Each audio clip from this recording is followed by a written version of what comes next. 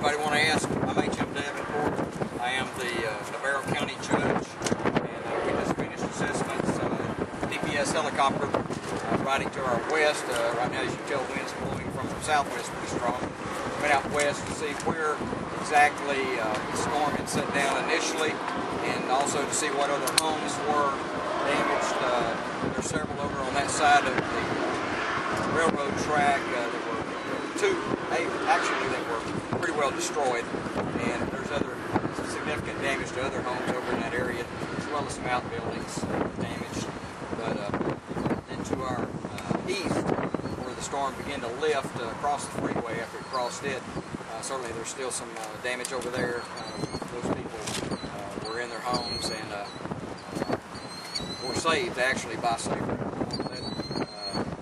Got here with the National Weather Service to tell you about the safe rooms and how important it is that people have those if they're going to construct a house and or know how to plan for the storm and where to go. Can you tell us your name, Judge? Can you give us an idea of the damages you see here and how bad widespread? Again, two houses. Eric, you want to come up here and talk about this? Well, Eric Myers is our emergency management coordinator here in Navarro County, and we'll let him talk about that. Okay, let me give you a brief overview. My name is Eric Myers. I'm the Emergency Management Coordinator for Navarro County. Real quickly, we have been doing damage assessments since last evening, since the storm actually went through. We are at 5 homes destroyed at this time. We have 3 that have moderate damage. Also, as far as structures, we have the school behind us. We also have the train that you see behind you as well. Had 11 cars that were derailed off of it as well. We had 4 vehicles on the highway Interstate 45 that were overturned.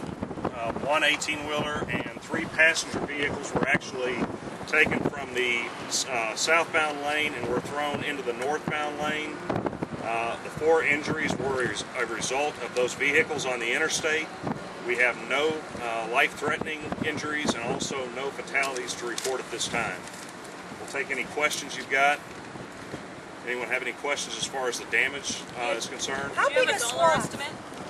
The swath right now, from what we saw in our aerial views, was approximately 100 yards wide and approximately 6 to 7 miles long. The dollar amount here at the school in particular, do you have an idea? We're going to be working with the ISD today, as well as the city officials here in the city of Rice, to determine approximate estimates on dollar amounts. We have just recently created the paperwork for a disaster declaration for the city of Rice, and we will be submitting that to the state here shortly, and we will let you know that as soon as we have those figures available. What are plans for the kids for school?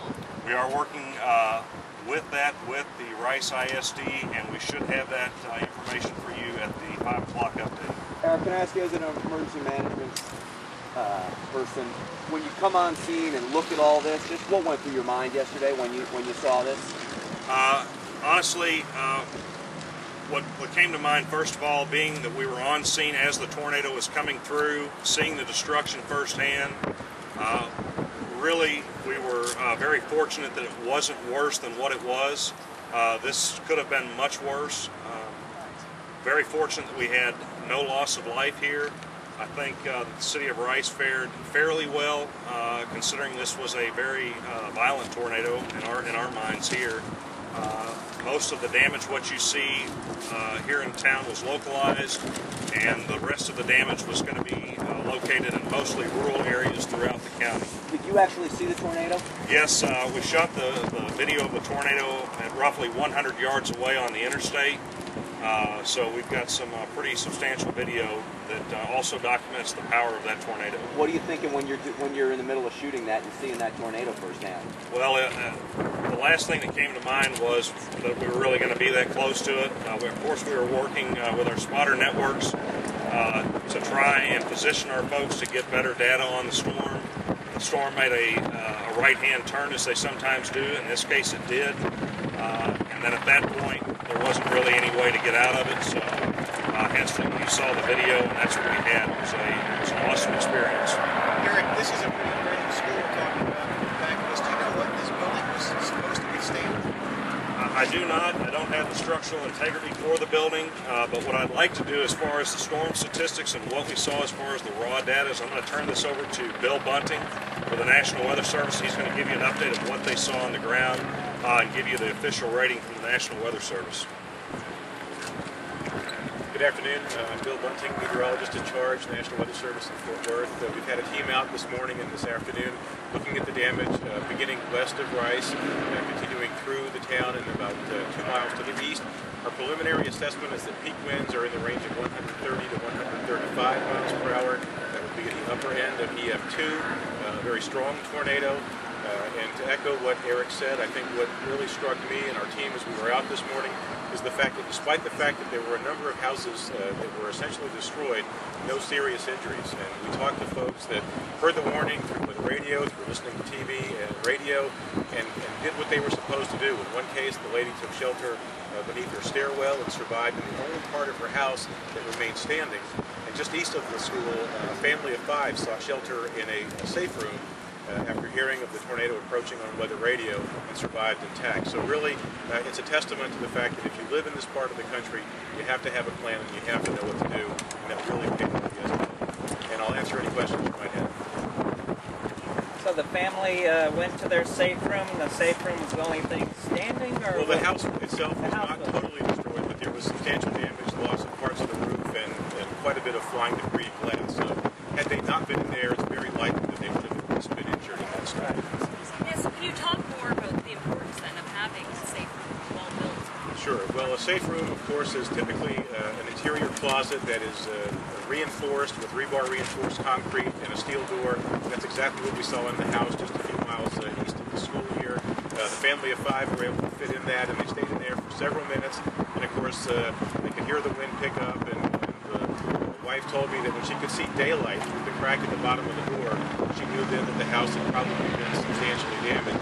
But again, they're all fine. I think that speaks to how important it is to have a plan, to know what to do when a tornado approaches your area.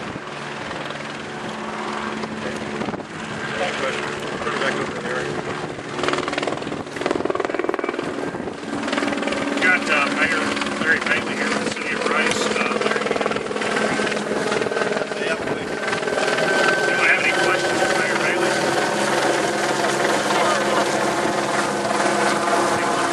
What's that? Mayor, we would like to talk to you. Okay, we'll be available Drop them out of the the sky. rest of the afternoon as we continue assessments. Yes. Mayor. Mayor? Mayor, this is your town. What are your thoughts? My name's Larry Bailey. I'm the mayor of Rice. Been here this while. We're very thankful that we've got no more damage than we had. About a quarter mile both ways of us, we have mobile home parks. It could have been a lot of physical damage to people. So we're thankful. We're sorry they did our $22 million new school building that just opened this year. But we're so thankful that they didn't hit the trade park. And we're lucky that no one seriously got hurt. We're so proud of it. And we're so proud of all the volunteers that have showed up. Some of y'all were here last night and just seen we had all the local police departments, emergency management, Eric and his group, the sheriff's department, the sheriff, county judge, commissioners. We had everybody here. Ennis, Ellis County Sheriff's Department showed up. Alma, M-House, you name the fire department, Chatfield. They all showed up to volunteer to help last night. One thing I got out of it is if you're in a small town and you're not a member of a local volunteer fire department, you need to get yourself there and get trained, because we had so many people wanting to help last night that were not trained that we couldn't use them. So if y'all are out there listening, you're in a small town, get to a volunteer fire department, volunteer your help. Get trained, because you never know, this could be your town. Do you know the last time a storm this severe or anything of that nature came through? Well, I'm what you call a short timer. I've only been here 40 years. We've had 2 that come through. Both of them have went either north or south of us and have not caused any real damage to the city anywhere. The last time we had anything, we lost a few electrical poles and things like that.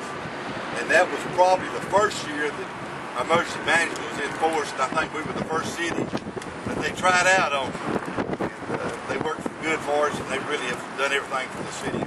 We appreciate it. They've got all the paperwork and everything ready to be signed. So they're really a blessing to our county.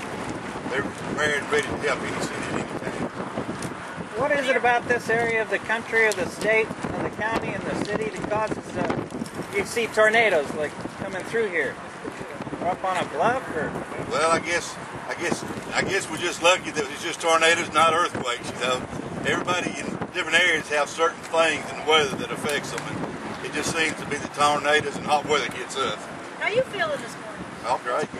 Are you surprised by the size and strength of this tornado? No, not really.